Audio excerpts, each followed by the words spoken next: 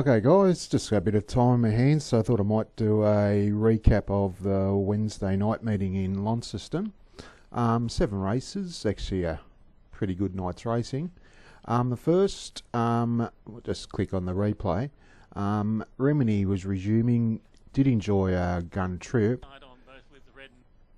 but she looks like she'll definitely a progressive type who'll get more ground. We'll just go forward.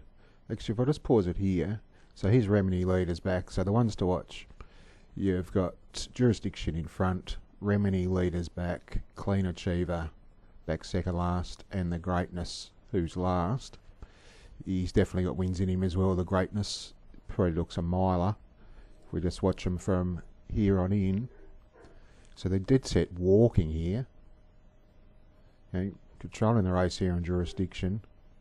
And look at the Greatness, he's a bit of a big baby by the looks of him.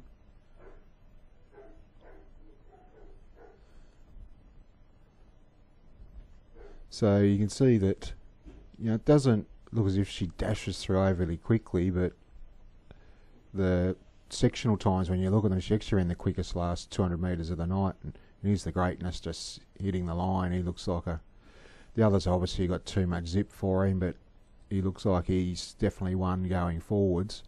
But Remini, a lot better win than it looked at. Jurisdiction, every chance, but still pretty handy maiden that. And Clean Achiever, until she stops missing the start, she's just going to keep being a heartbreak horse because she just has to be used up to be in a position to win, which leaves her vulnerable over the last 100. I think she probably looked the winner at the 100 metre mark in the last 3 starts.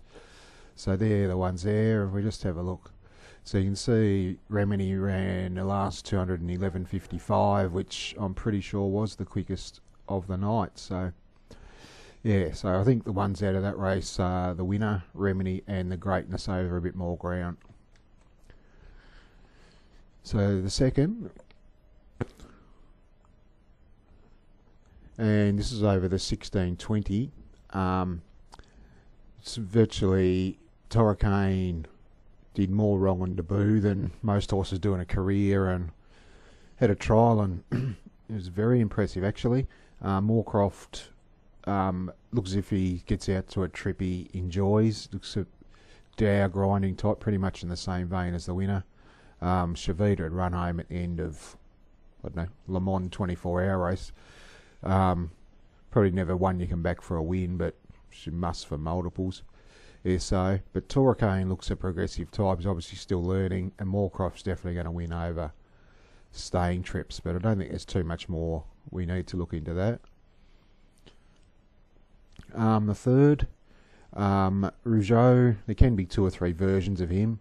Gallowgate appeared to have its chance. Ollie's a Star was good, and as a Star was Gem, but probably with Rougeau, the one thing I learnt when I was working with Mark Reed, other than obviously it was high pressure, but you did learn a lot whilst I was there, that most people tend to look at the wrong end of the race when analysing the result. Like most, even when you watch any tipping show, they'll only show a replay of the last 400 metres, but if we just watch the start, and they dead set walk for the first 200 metres. There's only one.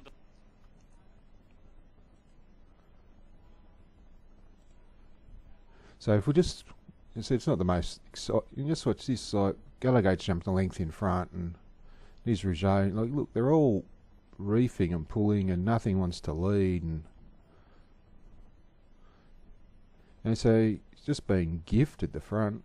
They're still all sitting up.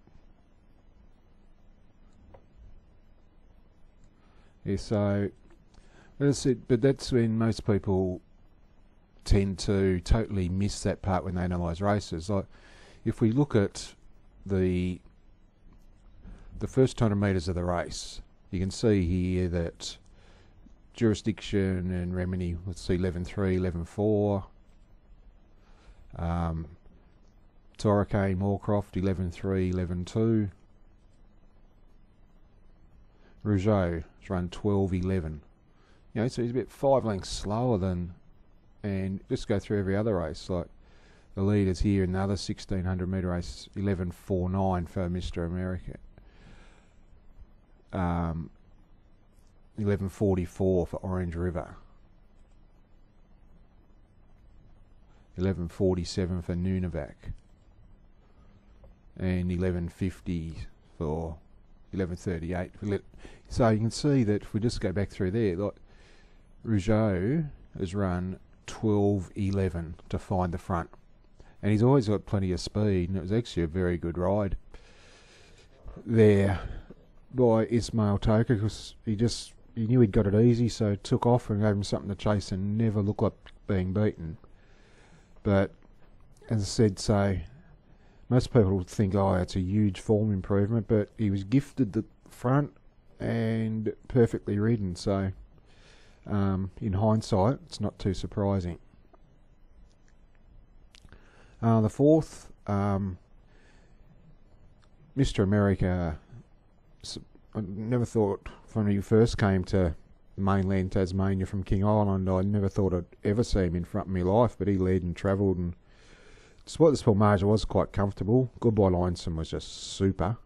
Actually, all Royston car horses on the night went like jets. We pointed out the greatness in race 1, and so he did have his chance. Actually, if you just look at the sectionals for race 4, you'd see that him and the winner, the only two to break 24 the last 400, so in the quickest last 600. He ran very good sectionals to start before, so he's another one with the hoof on the till. Burnrat's Chance, Sugar Free was another one who made good ground. So, but Goodbye Lonesome's probably the one from the race who's going to be winning shortly. The fifth, strange race this in the fact that I'm not too sure what happened to Orange River. Led and got it pretty easy and was gone a long way from home. Fragment looked the best of good things beaten, but the only thing I'll say here is that if you think of it mathematically, Fragment and Orange River held about 83% of the market. So once Orange River things went amiss there, it meant that Fragment was probably in reality $1.25, $1.20 pop to win the race. So the only thing that was going to beat him was bad luck. So whilst it's hard to take if you're on him, but that's probably the only thing that is going to beat him. But what probably got lost in it was the ride on Hugo. He did run pretty good sectionals himself. He took off whilst Fragment was being held up. It was definitely the difference between winning and losing. Yeah, but as I mentioned, so if you look at the margins, actually we'll go to, like based on form, like you'd be quite comfortable Orange River would be beating Toorak a fair minute repeater by the same type of margin based on where they were before. So that's the only thing, it's easy to butter up and say, gee, Fragment was a good thing beaten last time, he's a moral next time. But just have that little asterisk there that if you take Orange River out of the equation, he's probably gone under at $1.25 based on the maths of probability of their starting prices. So that's the only thing, trying to water it down a bit, but my God, if I've been moaning for a month if I was on it. The sixth, I really struggled to analyse this race. It was changed complexion dramatically in the space of about 100 metres. Time commands, I mentioned the Royston car horses went well on the night. Graham McCulloch's stable also went very well. And conversely, the Brunton horses were all a bit below par. So I suppose given their, you can give anyone one off day, sort of the rest of the year they're sort of dominant. So, but just keep in mind, like when stables in form, they're generally worth following. So Graham McCulloch and Royston Carr are probably the two. Vengeance of Fury went good as well. Yeah, but as I mentioned, I just found the race hard to analyse. Just that about the 300 metre marker just changed complexion completely. So, and in the last, obviously it's been well spoken about the performance of Mr. Songman. just ran the time, ticks all the boxes, missed the start, sat wide, smashed the clock, smashed the opposition. Sunset Party, another Graham McCulloch one, hit the line well again. And like if you take the performance of Meteor Strike, all these others ran time quick enough to win all the other 1200 metre races on the night. So plenty of merit in their runs as well. So yeah, so that's just the recap of the card. So just confirming then the ones to follow will make the Greatness in the first. It's pretty obvious, and Remini will probably fly under the radar a little bit. Even though it won, there's still a lot more merit than it looked. Like most of the set leaders back got an inside run, but at the times back up that it went super. Torquay going forward and Moorcroft over similar or longer trips. Just with the fact that they dead set walked here, it makes it a tough race to analyse. But Ollie's a star. Second up over the mile, just over that type of trip and even a little bit further is going to be competitive. Goodbye Lonesome that we pointed out, even sugar free. Fragment, but might be paying a premium for being a good thing beaten at its previous start, which generally happens. So got no real feel for this race going forwards. And in the last, obviously, the winner's probably the one, but I think the Man on the Moon would have spotted him. So anyway, guys, just a quick recap of the meeting. So the sectional times, there weren't too many real standouts. Like we had,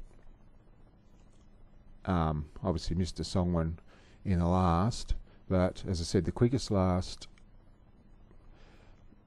200 metre split of the night in the first, from Remini. And there was one other here that I wanted to point out. Like you see, Goodbye Lonesome, they wanted to break 12 seconds.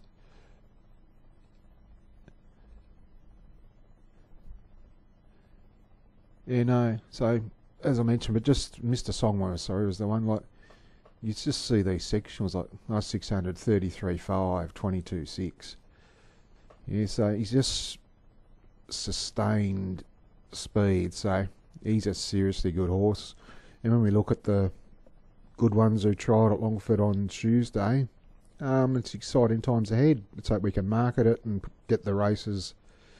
Hope they can all stand up and meet one another, and we might actually have a product that sort of brings people to watch it. So anyway, we'll wrap it up there. It's my 5 cents worth for the meeting. So until next week, guys, we'll leave it there. Cheers.